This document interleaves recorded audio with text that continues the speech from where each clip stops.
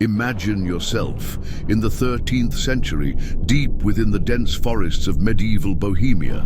There, isolated from the outside world, stood a silent monastery. And within its cold, dark corridors, a monk named Herman committed a crime so terrible that the punishment was immediate. He would be sealed alive within the monastery walls, condemned to die of starvation and oblivion.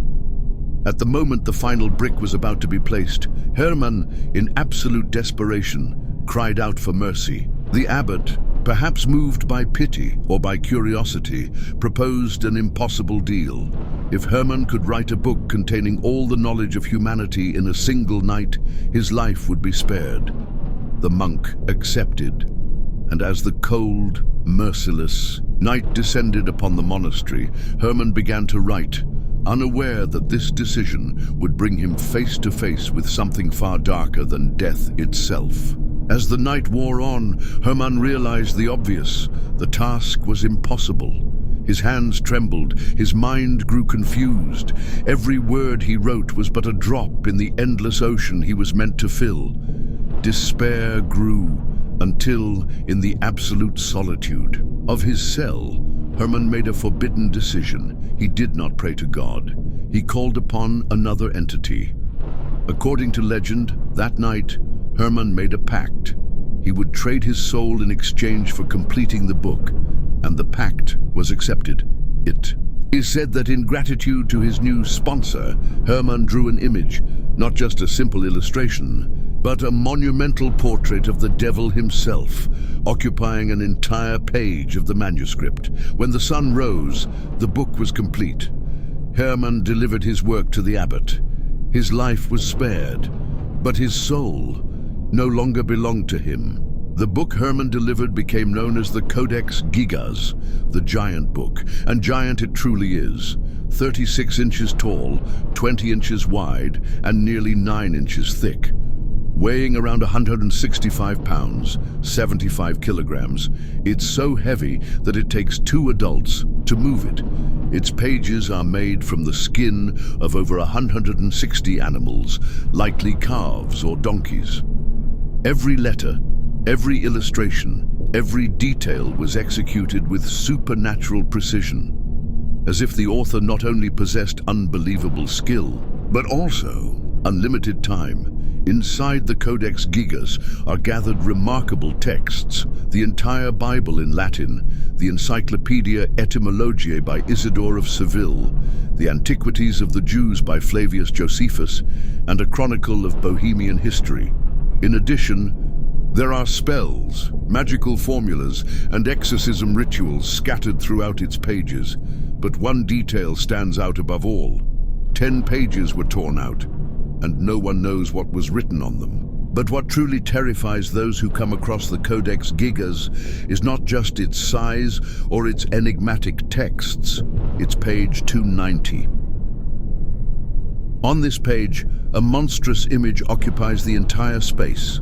The devil, depicted life-size, with all the most grotesque and terrifying details. His skin is a sickly green, his claws are sharp, and his tongues extend out from his mouth like snakes ready to strike. He wears a loincloth made of ermine, a fabric exclusive to royalty, symbolizing his position as the Prince of Darkness.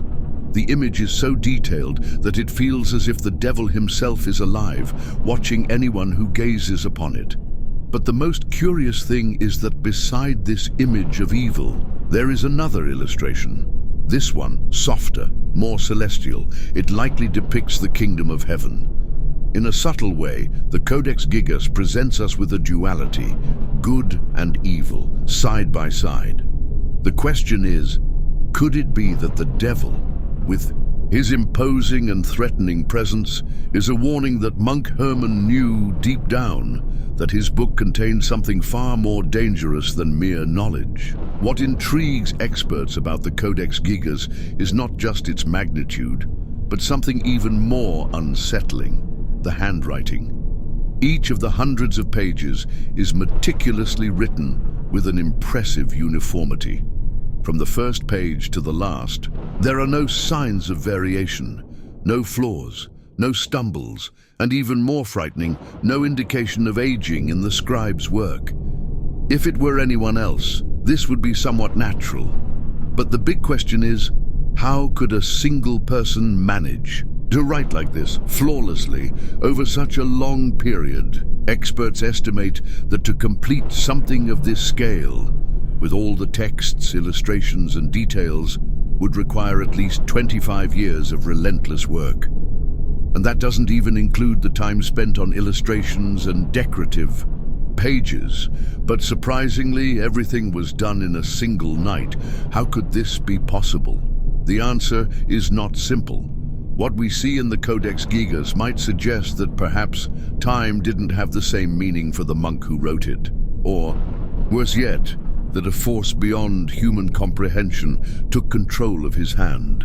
Within the Codex Gigas, there is a small but profoundly suggestive detail: the scribe's signature.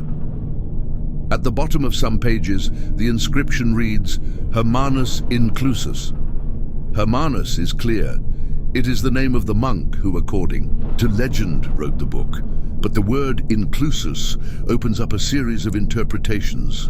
In Latin, inclusus can mean enclosed or isolated. This would make sense with the story of the monk who was imprisoned in the monastery, condemned to abandonment and death.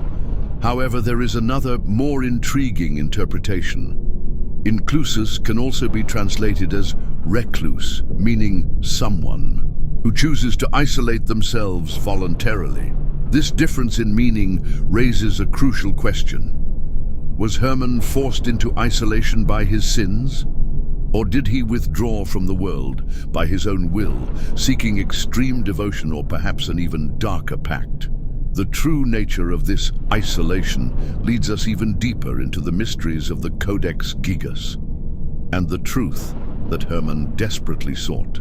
The legend does not end with Herman's pact and the creation of the Codex Gigas. On the contrary, it is only the beginning. Over the centuries, the Codex Gigas passed from hand to hand, carrying with it a curse that tormented all those who possessed it. And the first victim of the curse was the very Benedictine monastery where the book was created. In 1477, more than 200 years after its creation, the monks of Bohemia faced financial difficulties. To save the monastery, they made a drastic decision: to sell the Codex Gigas. The book was then acquired by another monastery in Brzevnov, but shortly afterward, a series of disasters struck the region. The monks lost control, and eventually, the monastery's original coin was destroyed during the Hussite Revolution. But the true tragedy occurred when the Codex Gigas was loaned in 1593 to the Holy Roman Emperor Rudolf II in Prague. Rudolf, already known for his obsession with the occult, became completely fixated on the Codex. He believed that the book possessed mystical and forbidden powers, and it seems that the Codex Gigas began to exert a negative influence on his mind. Rudolf's reign became increasingly paranoid and erratic. His obsession with the book reached such an extreme point that his family eventually overthrew him from the throne. Rudolf died in 1612, but the Codex Gigas remained in his possession. Or perhaps, as many believe, the Codex remained under Rudolf's power, even after his death. Rudolf II's obsession with the Codex Gigas did not end with his death. In fact, the book's fate became even darker and more sinister after his downfall. After Rudolf's death, the Codex was captured by the Swedes during the 30 Years' War in 1628. The Swedes, in a large offensive, seized Rudolf II's royal collection, which included a vast number of books and art, among them the Codex Gigas. But the presence of the book seemed to still carry a curse, as the fate of the book and its new owners was far from peaceful. The Codex Gigas was then taken to Stockholm, to the Royal Library, where it remained for centuries. The aura of mysticism and power surrounding the book had not dissipated. On the contrary, it seemed increasingly impossible to ignore the signs of its negative influence. The Codex Gigas, now in the Royal Library of Stockholm, seemed to have finally found a safe home, but the book's curse was far from over. In 1697, a devastating fire consumed the royal castle of Stockholm. The fire destroyed nearly everything in its path, and the royal library was at the heart of the chaos. As the castle burned, the librarians and staff tried to save the Codex Gigas, one of the library's greatest treasures. However, in the midst of the desperation, the book was thrown out of the castle window. But fate, always cruel, seemed unwilling to show mercy to the book. When the Codex was thrown out, it fell, not gently, but violently. And as surreal as it may seem, a spectator was struck by the fall of the book. Even more incredible, despite being thrown from such a great height and being damaged, the Codex survived the fire. Its fate, though troubled, was still far from sealed. After surviving the 1697 fire, the Codex Gigas finally found its place in the National Library of Sweden in Stockholm, where it remains to this day. Despite its turbulent history and the tragedies associated with it, the book still attracts curious minds and researchers from around the world. But the big question remains: does the Codex Gigas truly carry a curse? Does the book, with all its forbidden knowledge and the legend of the soul exchange, have the power to influence those who approach it? Although we cannot say for certain, what is undeniable is that the Codex Gigas continues to be one of the most enigmatic and impressive manuscripts in history. It is a book that in some way survived time, destruction, and fear, resisting the Inquisition, wars, and even the whims of fire. But as with all great mysteries, the truth behind the Codex Gigas will likely never be fully revealed. What we do know is that to this day, it serves as a reminder of a dark pact and the power of a book that carries not just words, but also a legend that will never be forgotten. And with that, we conclude our journey through the Devil's Bible, the Codex Gigas. If you enjoyed this historical investigation full of mysteries and legends, don't forget to subscribe and like for more intriguing content. Until the next episode.